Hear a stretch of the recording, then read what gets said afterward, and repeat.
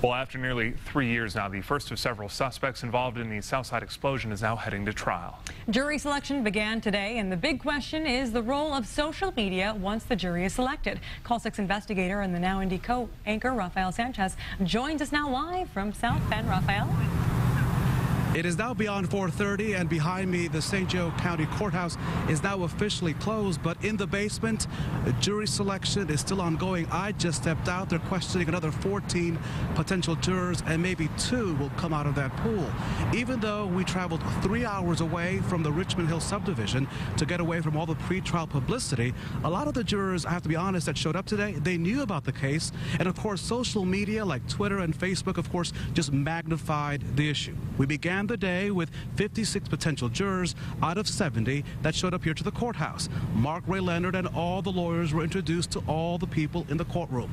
The actual jury, when it's seated, will be instructed to stay away from all news, including social media. But as you know, that's hard to do, and it's not unheard of for lawyers to check on members of their jury if they're tweeting, Snapchatting, or even posting on Facebook, because such actions can produce jeopardy to a case.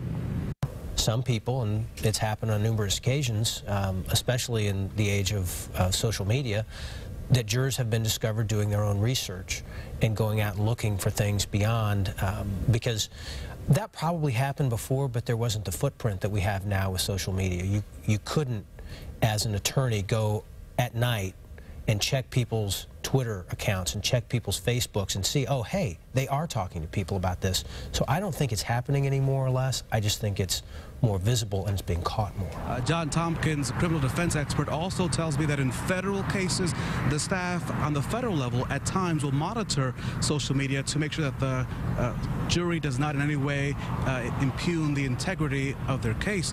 I would suspect, based on what I'm seeing today, that we will go into day 2 of jury selection. In fact, I think today we had a better chance of building a snowman in this kind of weather than picking a jury. Coming up on the news at 5 at the top of the hour, Mark Ray Leonard for now is not expected to take the stand.